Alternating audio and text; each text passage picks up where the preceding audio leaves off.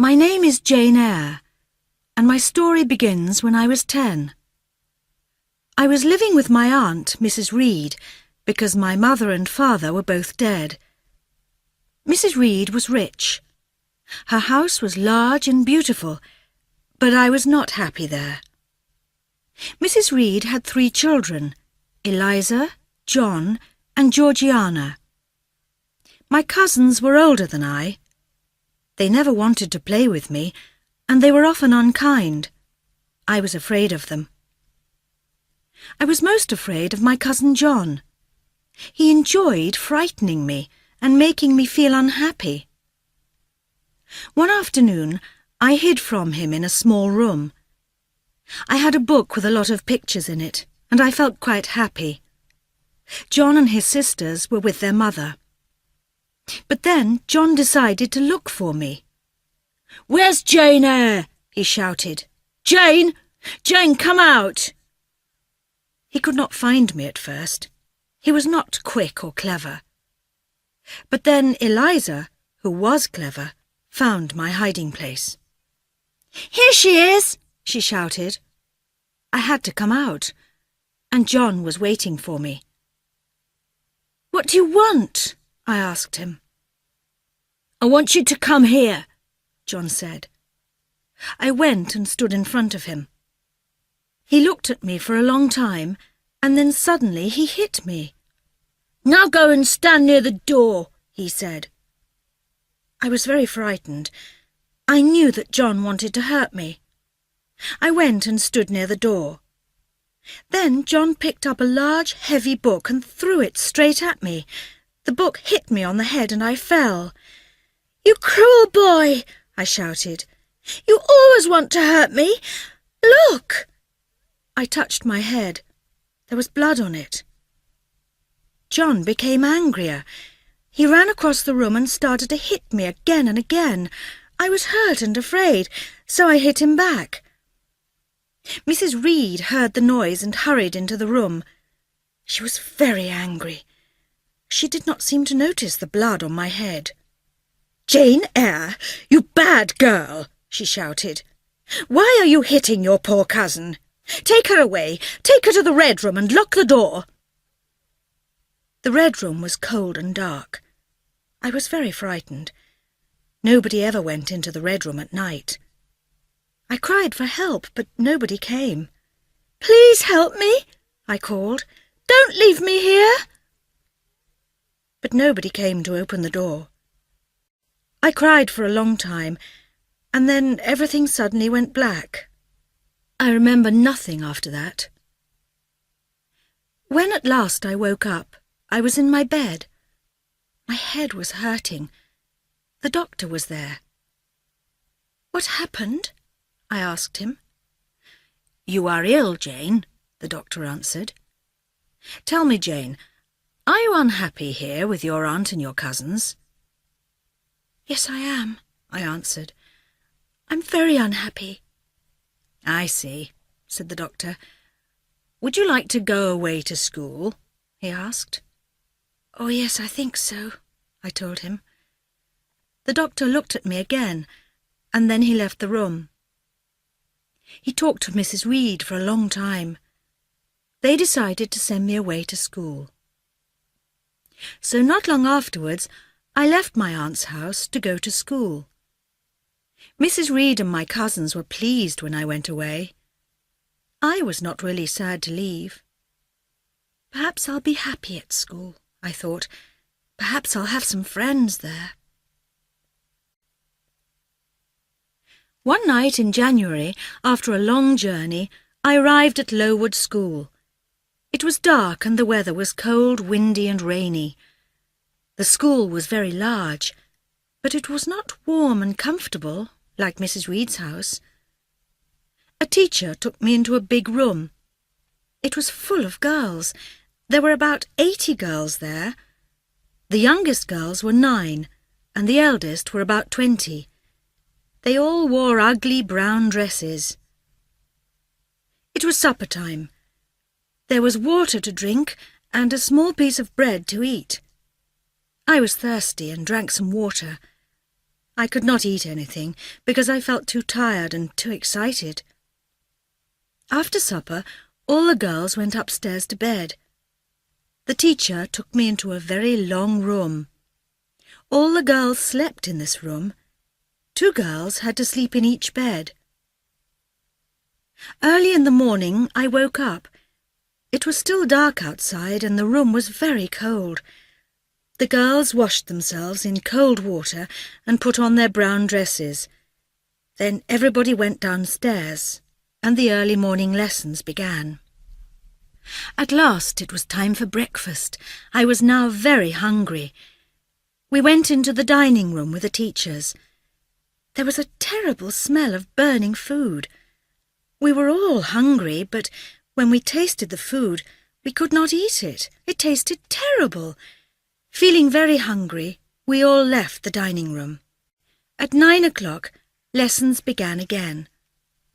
I looked round at the other girls. They looked very strange in their ugly brown dresses.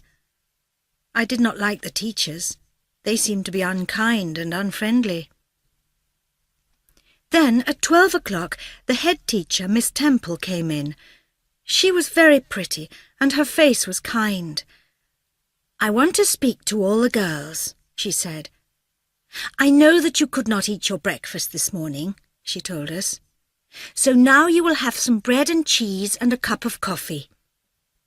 The other teachers looked surprised. "I'll pay for this meal," Miss Temple said.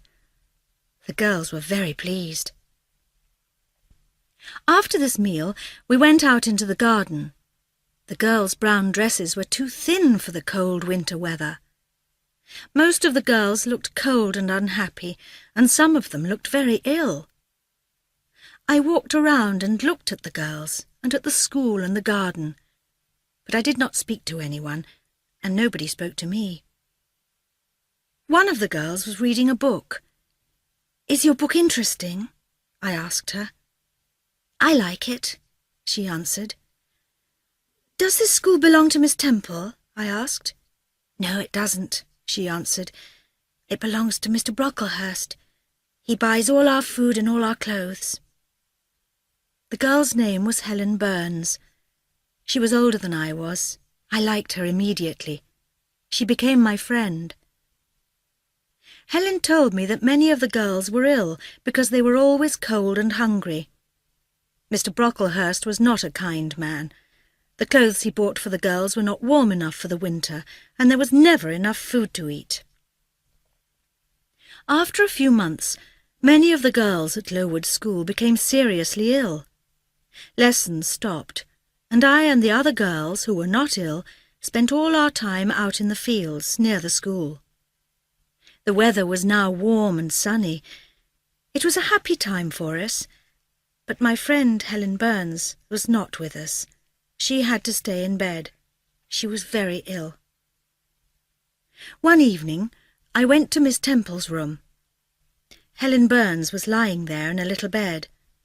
She was now very thin, and her face was white.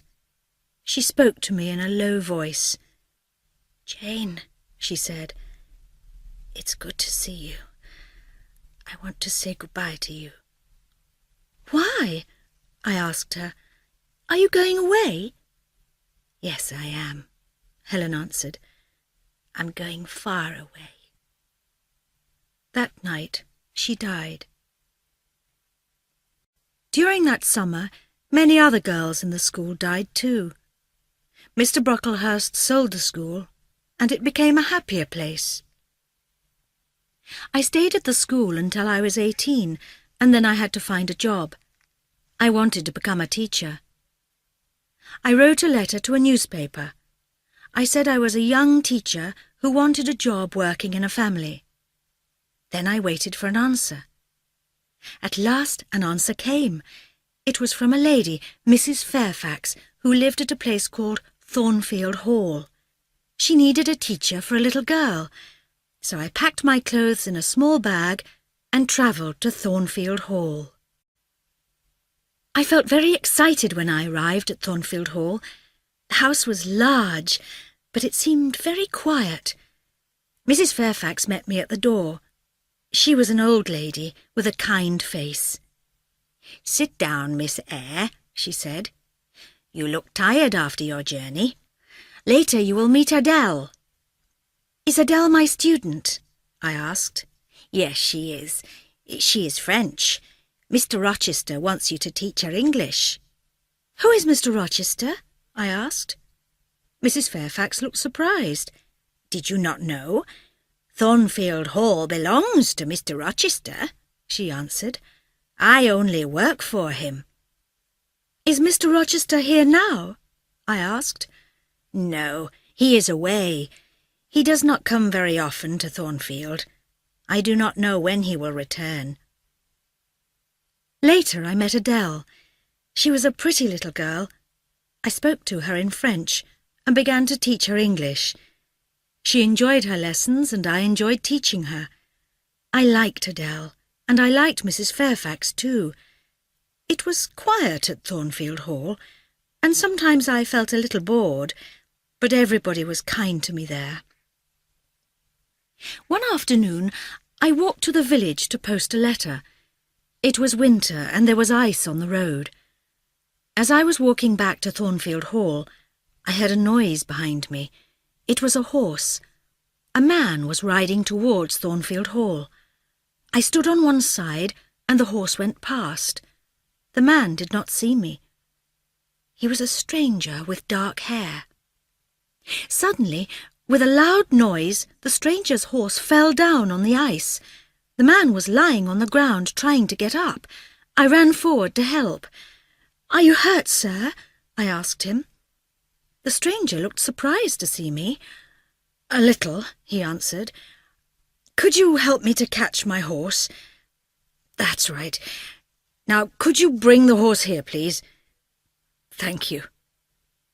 The stranger tried to stand up, but his leg was hurting too much. He looked at me again. "Could you help me to get up on its back again?" "Good. Thank you, miss."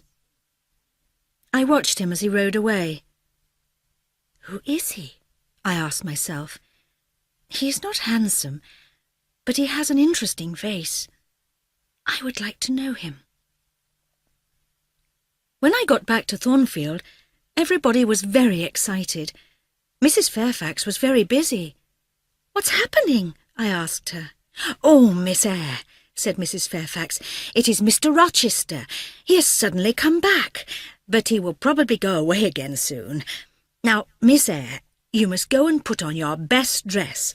Mr. Rochester wants to meet you and Adele after dinner." Later that evening, I took Adele to Mr. Rochester's room. I felt rather afraid of meeting Mr. Rochester. I went quietly into the room and saw a man there. I knew him. It was the man on the horse. So the interesting stranger was Mr. Rochester. Mr. Rochester did not go away again. He was busy every day, but sometimes in the evenings he talked to me. He was usually serious, and he did not smile or laugh very often, but he was interesting, and I was not afraid of him. I began to enjoy myself more at Thornfield Hall. One night I woke up suddenly. It was about 2 o'clock in the morning. I thought I heard a sound. Everything was very quiet. I listened carefully, and the sound came again. Someone was walking about outside my room. "Who's there?" I called. Nobody answered. I felt cold and frightened.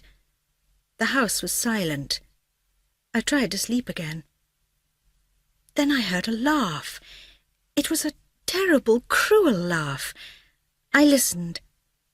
Someone was walking away, going up the stairs to the attic. What was happening? I decided to go and find Mrs. Fairfax. I put on some clothes and left my room. The house was quiet now, but suddenly I could smell smoke. Something was burning. I ran to find out. The smoke was coming from Mr. Rochester's room. I ran into the room and looked around. Mr. Rochester was asleep in his bed. and the bed was on fire. What can I do? I thought. Quickly I looked around the room.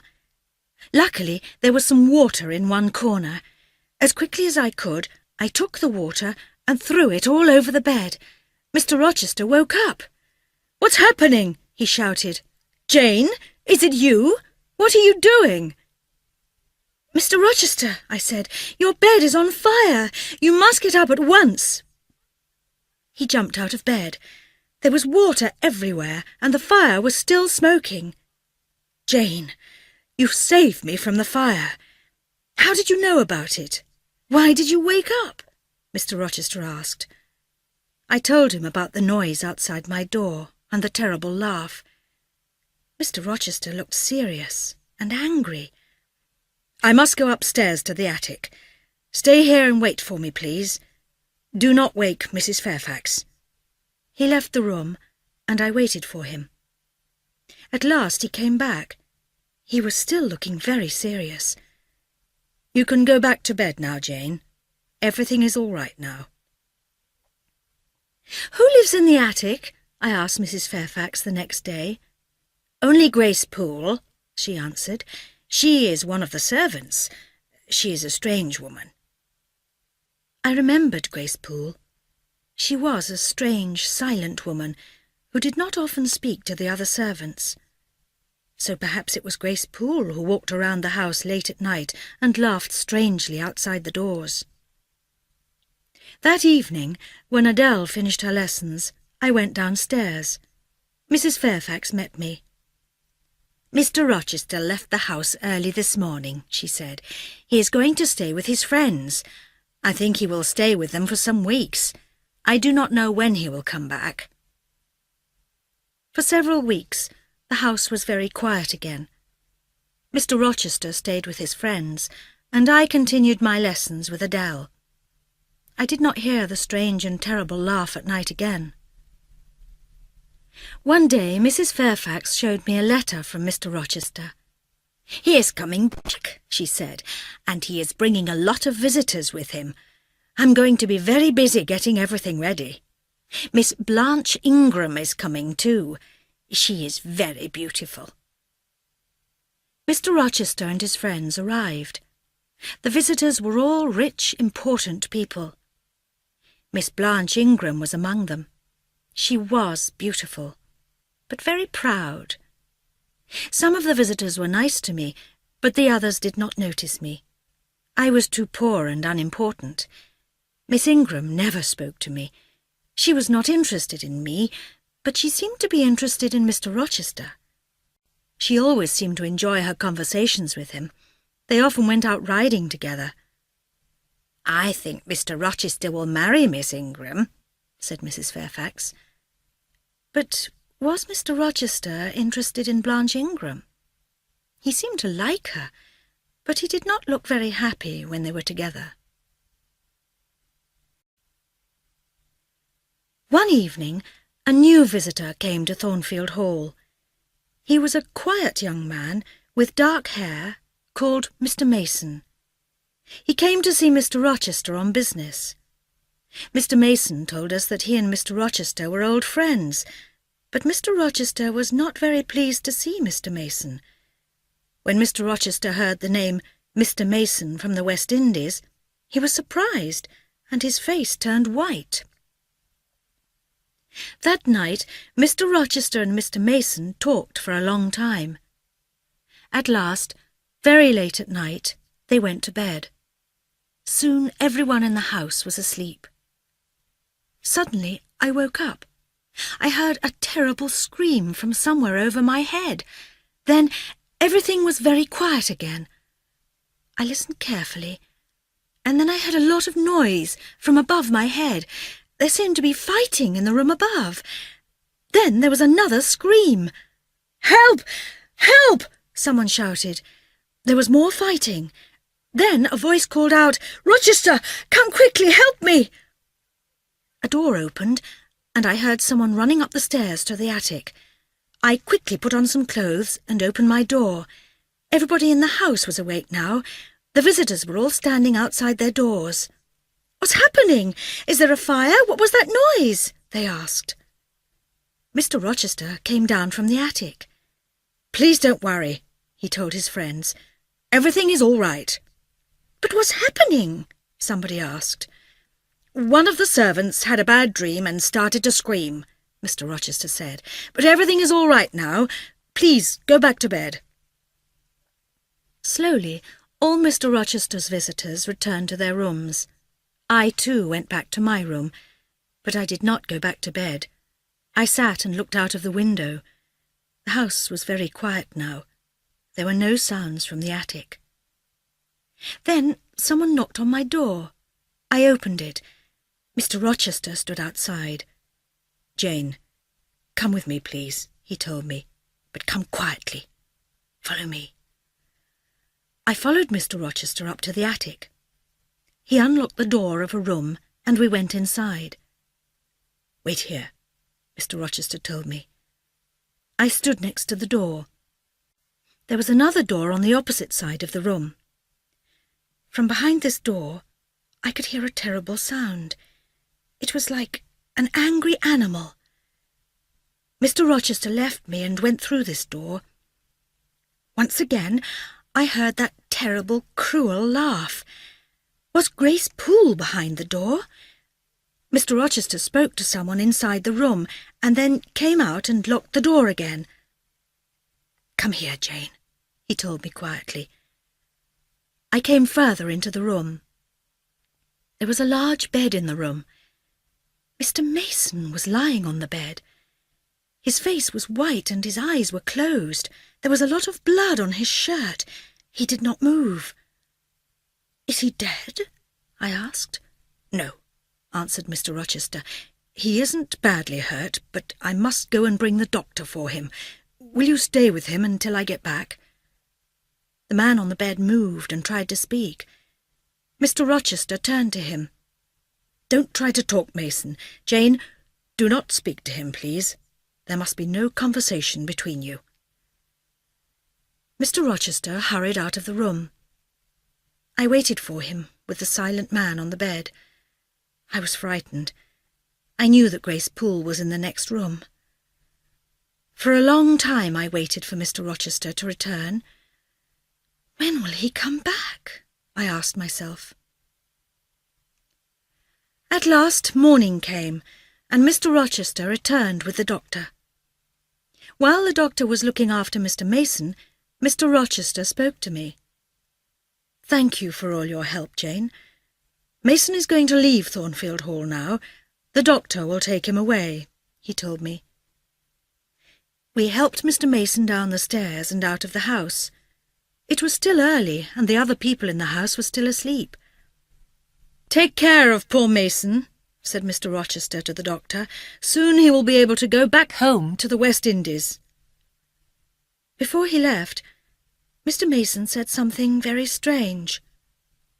"Look after her, Rochester," he said. "Promise to look after her." Mr. Rochester looked sad. "I promise. I will always look after her." I started to go back to the house. "Don't go, Jane," said Mr. Rochester. "Come into the garden. Talk to me." We went into the garden. "What a night," he said. "Were you frightened, Jane?" "Yes, I was frightened. Up there in the next room, there was someone... a terrible laugh. Mr. Rochester, will Grace Poole go away now?" "No," he replied. "But don't worry about Grace Poole. Try to forget about her. She isn't dangerous. It is Mason I'm worrying about." I was surprised to hear this. "Mr. Mason? But he is frightened. He can't hurt you." Mr. Rochester looked sad. "I know Mason does not want to hurt me, but he could say something that will hurt me. I shall be happier when he goes back to the West Indies." Later that day, I got a surprising letter. Mrs. Reed, my aunt, was dying and she wanted to see me. It was a long journey to her home. When I got there, I heard that my cousin John was dead. Mrs. Reed was very ill. At first, she did not want to speak to me. Then one day, when I was sitting by her bed, she showed me a letter. It was from my uncle, my father's brother, who lived in Madeira. This was the letter. Dear Mrs. Reed, please help me. I want to find my brother's daughter, Jane Eyre. I am a rich man, and I have no children. I want Jane Eyre to come and live with me. Yours sincerely, John Eyre. I read the letter and looked at the date on it. But Mrs. Reed, I said, this is an old letter. You got it 3 years ago. I know, she said, but I never liked you, Jane Eyre. After I read the letter, I wrote to your uncle. I told him you were dead. I told him you died at Lowood School. Now go away, leave me. Soon afterwards, Mrs. Reed died, and I returned to Thornfield Hall. It was summer, and the fields around Thornfield Hall were very quiet and beautiful. For me, it was the most beautiful place in the world. It was my home now. Adele will be pleased to see me, I thought. But what about Mr. Rochester? He is the person I most want to see. But does he want to see me? Perhaps by now he is already married to Blanche Ingram. If they are not already married, they will be married very soon. I felt sad when I thought about Mr. Rochester and Blanche Ingram. So I must soon leave this beautiful place, I thought. I can't stay here when Mr. Rochester is married. I will never see Thornfield Hall again. And worse than that, I will never see Mr. Rochester again. As I came near the house, I met Mr. Rochester. When I saw that he looked pleased to see me, I felt happier. Adele and Mrs. Fairfax were happy to see me too. "The visitors have all left now," said Mrs. Fairfax. "It is very quiet here.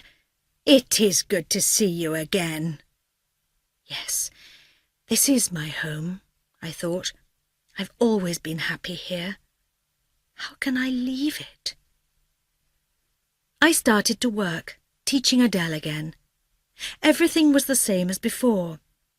Mr. Rochester still said nothing about getting married to Blanche Ingram. Then one evening he saw me in the garden. "Come and talk to me, Jane," he said. I went towards him. Now, I thought, he's going to tell me that he is going to get married. "Are you happy here, Jane?" he asked. "Yes, I am, very happy," I answered. "And you like Adele and Mrs. Fairfax?" "Very much," I said. "You'll be sad to leave them," he said. I looked away. Now he is going to tell me that I must leave because he is going to be married, I thought. I looked at him. "Yes," I answered. "I will be very sad to leave." "But you must leave, you know," Mr. Rochester said. "Must I? Must I leave soon?" "Yes, soon." "Then you are going to get married?" "Yes, I am going to get married. Adele must go to school and you must get a new job. I will find you one, far from here." "Far from here?" I asked.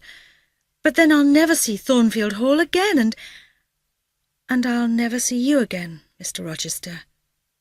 "Oh, when you are far from here, you'll soon forget me," he said. No, I thought. You will forget me, perhaps, but I will never forget you. "Never," I answered him at last, and I started to cry. I could not speak. He watched me carefully. Then at last he spoke again. "Perhaps you do not need to go," he said. "Perhaps you can stay here when I am married." Did Mr. Rochester think that I had no feelings? Did he not understand how I felt? Were my feelings so unimportant? I now felt angry. "No," I told him, "I could never stay. I will not stay. Miss Ingram will be your wife. I know that I am not rich and beautiful like Miss Ingram. I am poor and unimportant, but I can still feel sadness, and if you marry Miss Ingram, I must leave here." Mr. Rochester looked at me, and then he smiled. "I don't want you to go, Jane, and I am not going to marry Miss Ingram. Don't get excited. I want you to stay here. It's you I want to marry." I could not believe him. "Now you are laughing at me," I said. "No, I am not," he answered. "I want you to marry me, Jane. Will you marry me?" He looked at me so seriously that at last I did believe him. Mr. Rochester wanted to marry me. He wanted me to be his wife. "Yes, I will marry you," I answered. "I will make you happy, Jane," he said. "No one will stop us," he continued, with a strange, half-sad look. I could not understand that look, but I was too happy to be worried about it. It grew dark. The wind began to blow, and it started to rain, so we walked together back to the house. My wedding day was only a month later. 2 nights before the wedding, I was in bed asleep. My wedding dress was in the room. It was a windy night. The wind made a strange sound. Suddenly I woke up. There was a light in the room. I thought it was morning, but it was still dark outside. Someone was in my room. Was it Mrs. Fairfax? Was it Grace Poole? It was neither of them. It was a woman, but I did not know her. She was a big woman, tall and strong. Her black hair was long and thick. Her clothes were long and white. At first I did not see her face. She took my dress and held it in front of her. She looked at herself in the mirror. Then I saw her face. It was the most terrible face. The woman's eyes were large and red, and her face was purple. She looked angry, cruel, and frightening. Then she took my dress and angrily tore it to pieces. She threw the pieces of the dress on the floor. Next, she went to the window and looked out. Then she started to come towards my bed. I was so frightened that I could not move. I could not scream for help. I lay still in bed. "Is she going to kill me?" I thought. But suddenly the light disappeared, and the room went dark. When I woke up, it was morning. The sun was shining. At once I remembered that strange and frightening woman. Did it all really happen, or was it a dream? Did she really come into my room in the middle of the night? Then I saw my wedding dress. It was lying on the floor, torn to pieces. I picked up the pieces of the dress. So it was all true. That terrible woman was real. When I told Mr. Rochester about the woman and showed him my dress, he looked very worried and was silent for a long time. "Jane, I think you had a bad dream," he said at last. "I think it was perhaps Grace Poole who really tore your dress, but in your dream it was some stranger." I was not sure about this, but I said nothing. That night, the night before the wedding, I slept in Adele's room. My wedding day came and we went to the church, but the wedding did not happen. In the church, while the clergyman was speaking, someone threw open the doors at the back and shouted, "Stop the wedding! Mr. Rochester cannot get married. He has got a wife already. He is married to my sister." Everybody in the church turned round to see the speaker. It was Mr. Mason, the man from the West Indies. But who was his sister? How could Mr. Rochester be married? I could not believe it. My heart turned to ice. I looked at Mr. Rochester. His face was white and hard, but he did not say that Mr. Mason was mistaken. "But where is Mr. Rochester's wife, your sister?" the clergyman asked Mr. Mason. "Where does she live?" "She lives at Thornfield Hall," answered Mr. Mason. "She is still alive. I saw her there last April." "At Thornfield Hall?" the clergyman said. "But I know of no Mrs. Rochester at Thornfield Hall. There must be some mistake." Mr. Rochester was silent for a long time. "I can explain," he said at last. "I'll tell you everything. It is true. My wife is living at Thornfield Hall. We got married 15 years ago in the West Indies, when I was a young man. My wife's name was Bertha Mason. She is Mason's sister. Soon after the wedding, Bertha became very strange. Slowly she became mad and dangerous. She wanted to kill me, and she tried to kill anybody who came near her. Last April, she tried to kill her brother, Mr. Mason. Nobody knows about Bertha. Nobody knows that she is my wife. This young lady, Jane Eyre, knows nothing about her. A nurse, Grace Poole, looks after Bertha." Mr. Rochester's face was dark and serious.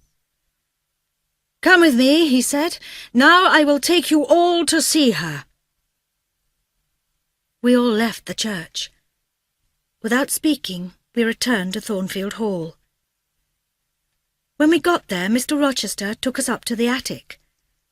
He took out a key and unlocked the door. Grace Poole was there, and in the room with her there was a frightening woman, the terrible woman that I saw in my bedroom, the person with the cruel, mad laugh. She was the person who tried to kill Mr. Mason and who set fire to Mr. Rochester's room. She was mad, but she was Mr. Rochester's wife, and I could not marry him. Poor Mr. Rochester. I felt sorry for him, but I could not now stay at Thornfield Hall. I must leave my home forever, I thought, with a heavy heart.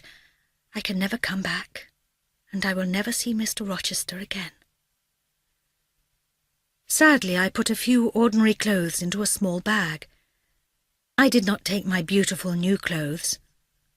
I took a little money and quietly left Thornfield Hall early one morning. I did not say goodbye to anybody, and nobody saw me leave.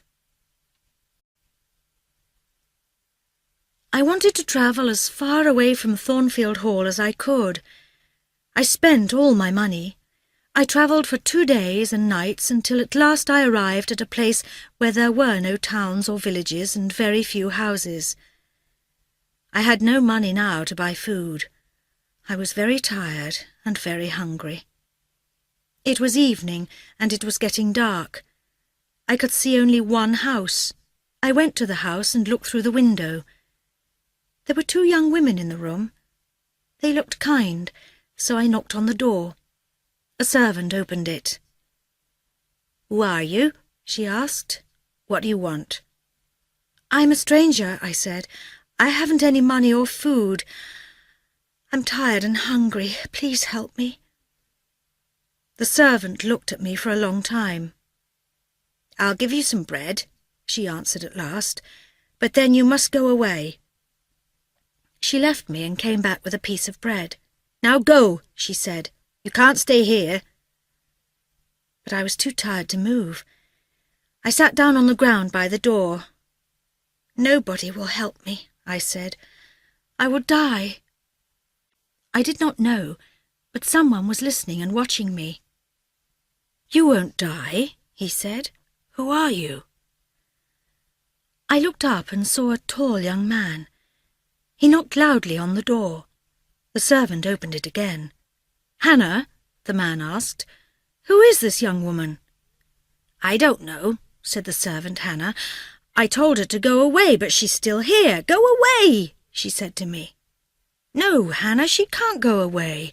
She is ill and she needs our help. She must come inside," the man said. They took me into the house. The room was warm. The 2 young women came to talk to me. "What's your name?" they asked. "My name's Jane Elliot, I said. I did not want anyone to know my real name. I did not want Mr. Rochester to find me. I wanted to start again. My new friends gave me some food and took me to a bedroom where I slept for a long time. After a few days, I felt better and was able to talk to my kind new friends. Their names were Diana and Mary Rivers. The man was their brother. His name was St. John Rivers, and he was a clergyman. St. John was a very handsome young man with fair hair and blue eyes. He was always very serious. He did not often laugh or smile. He was planning to go to India to work. His sisters were more friendly, but I did not want to tell them about Mr. Rochester. I thanked them for their kindness. I have no family, I said. My parents are both dead. I was at Lowood School for 6 years. After that I got a job with a family, but I had to leave suddenly. I didn't do anything wrong, please believe me. Don't talk now, said Diana. You are tired. You will want a new job now, said St. John. Yes, I replied, as soon as possible. Good, I will help you. A month later, Diana and Mary left their home to work as teachers in the south of England. St. John asked me to teach the children who lived near his church. They were poor children, and the school was very small. I was the only teacher. I enjoyed my work. I did not have much money, and I had to work very hard. I lived in a very small house near the school. There were not many people there, but St. John was very kind and gave me books to read. In my free time, I read and painted pictures. Sometimes St. John visited me in the evenings. One evening, he came to my house when I was just finishing a painting. He looked at some of my pictures. Then he looked again, more closely, at one of the paintings. Without saying anything, he tore a piece of paper off the bottom of the painting and put it carefully into his pocket.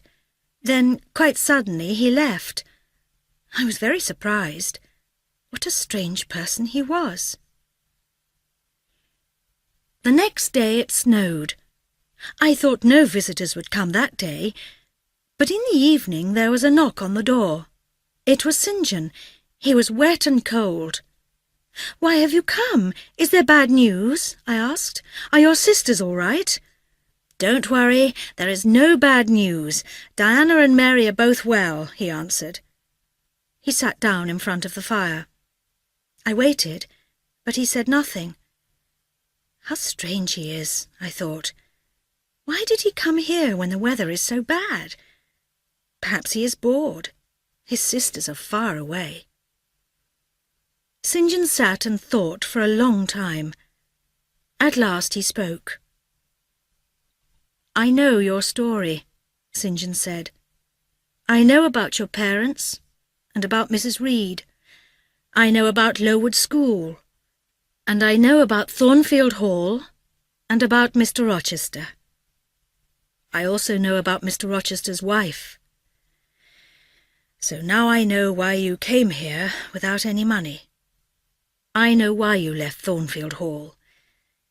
Mr. Rochester must be a very bad man." "Oh, no, he isn't," I said. "I have had a letter," said St. John, "from a man in London called Mr. Briggs.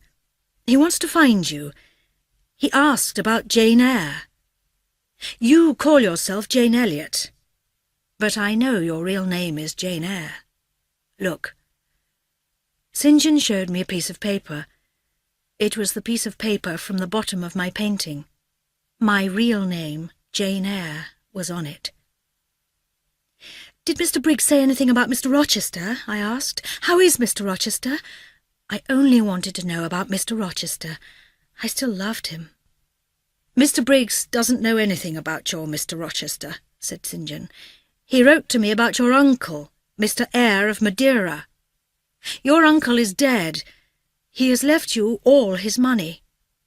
You are a very rich young woman." For a long time I was too surprised to speak. I was rich now, but I was not excited.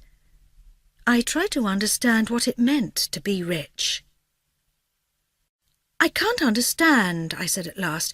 "Why did Mr. Briggs write to you?" "Because," St. John said, "Mr. Eyre of Madeira was also our uncle. He was my mother's brother. When he died, he left all his money to you, Jane Eyre." "Then you, Diana and Mary, are my cousins," I said. "This is wonderful news. Our uncle's money is for all of us. Diana and Mary can come home and we can all live together." It was good to have money, but it was even better to have 3 cousins. So just before Christmas, Diana and Mary came home.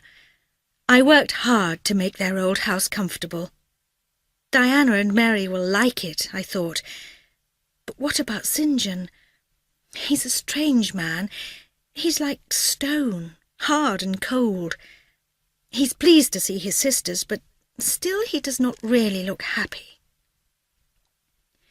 Diana, Mary and I began to live quietly and comfortably together. St. John still wanted to go to India. I was happy living with my cousins, but I still thought about Mr. Rochester every day. Where was he? Was he happy?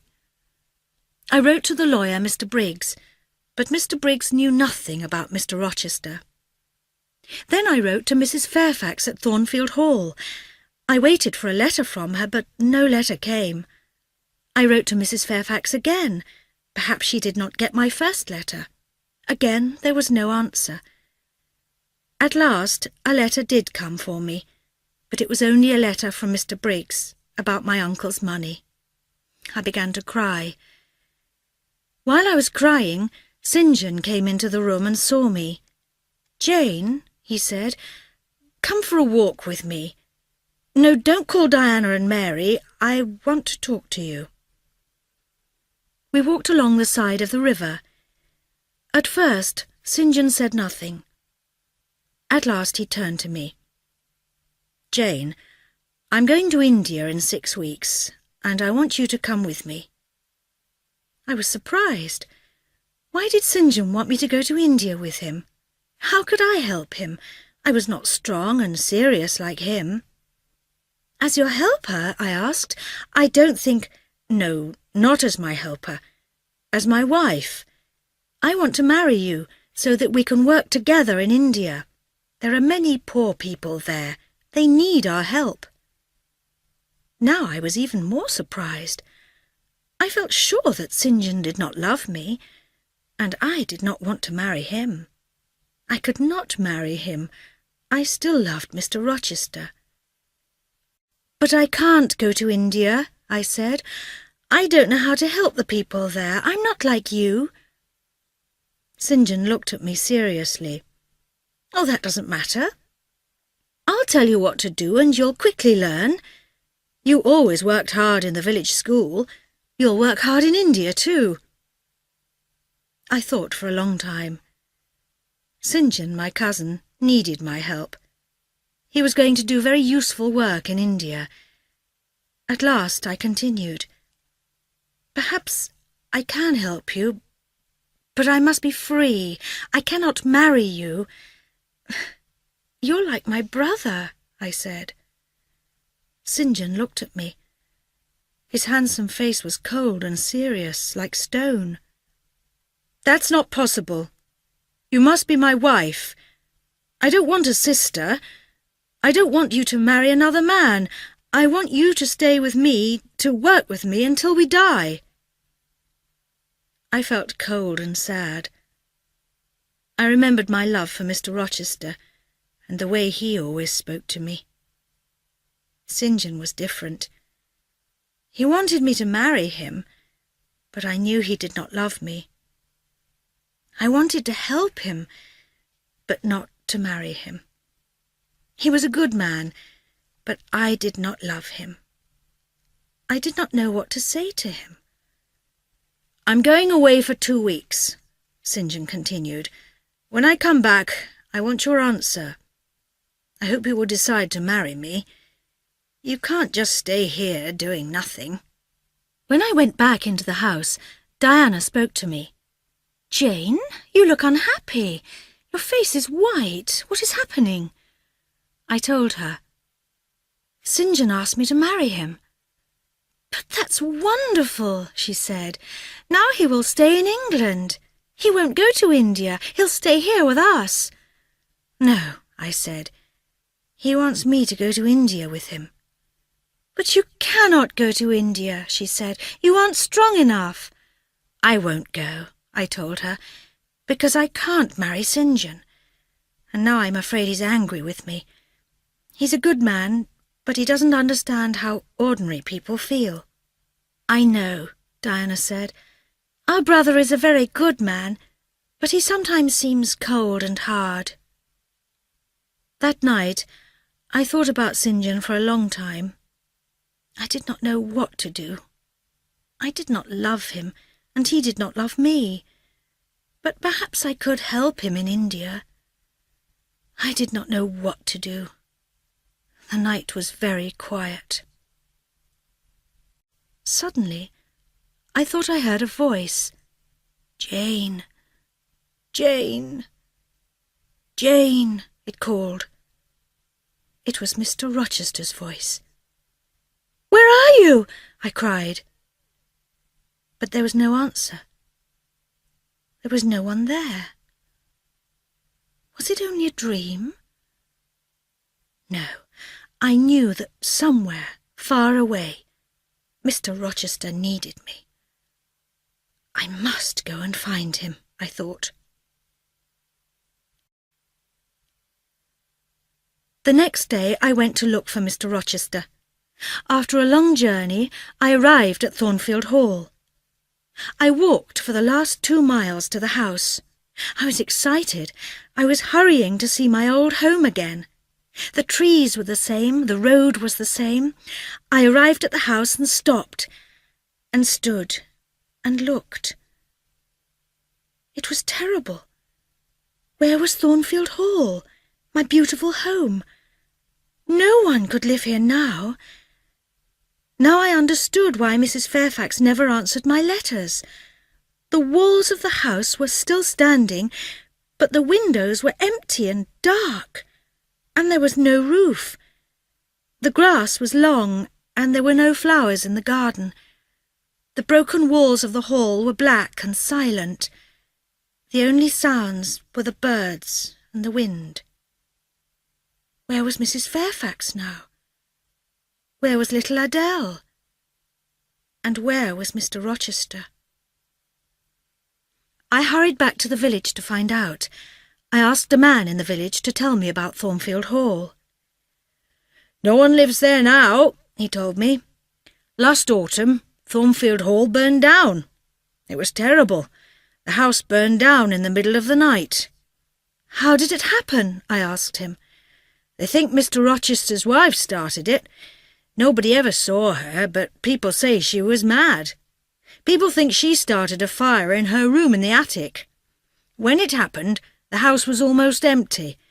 Mr. Rochester was in the house, but the little girl, Adele, was away at school, and old Mrs. Fairfax was staying with some friends many miles away. It seems that Mr. Rochester did not want to see anybody at that time. People say he seemed very unhappy. They say that he wanted to marry a young woman, but she ran away." "Tell me about the fire," I said. "When the fire started," he continued, "Mr. Rochester got all the servants out of the house. Then he went back in to save his wife. She was still in the attic, but she climbed up onto the roof. I saw her there. She stood on the roof, shouting and waving her arms. Mr. Rochester tried to help her, but he could do nothing. Suddenly, she fell from the roof." "Did she die?" I asked. "Yes, she did. She died immediately, and Mr. Rochester was very badly hurt. He could not get out of the burning house in time. When at last he came out, he was blind, and he had lost one hand." The man shook his head. So, Mr. Rochester was still alive. He was hurt, but he was not dead. Suddenly I began to hope again. I continued to question the man. "Where does Mr. Rochester live now?" I asked. "Does he live in England?" "Yes," the man answered. "He cannot travel far, poor man. He lives at Ferndean, about 30 miles from here. It is a quiet place. He lives there quietly with 2 servants. He never has any visitors." I decided to go to Ferndean at once. I arrived there just before dark. As I got near the house, the front door opened and a man came out. I knew at once it was Mr. Rochester. But he was very different now. He was still tall and strong, and his hair was still black. But his face looked sad, and he could not walk without help. At last he turned and went sadly back into the house. The servant, Mary, who answered the door, knew me at once. She was very surprised to see me. I told her that I knew all about Mr. Rochester and the fire at Thornfield Hall. "Tell Mr. Rochester that he has a visitor, but don't tell him who it is." "He won't see you, Miss Jane," she said. "He won't see anybody now." I went into the room. "Who's there?" Mr. Rochester asked. "Is that you, Mary? Answer me. What's happening?" "Will you have some water?" I asked him. "Who's that? Tell me," he said.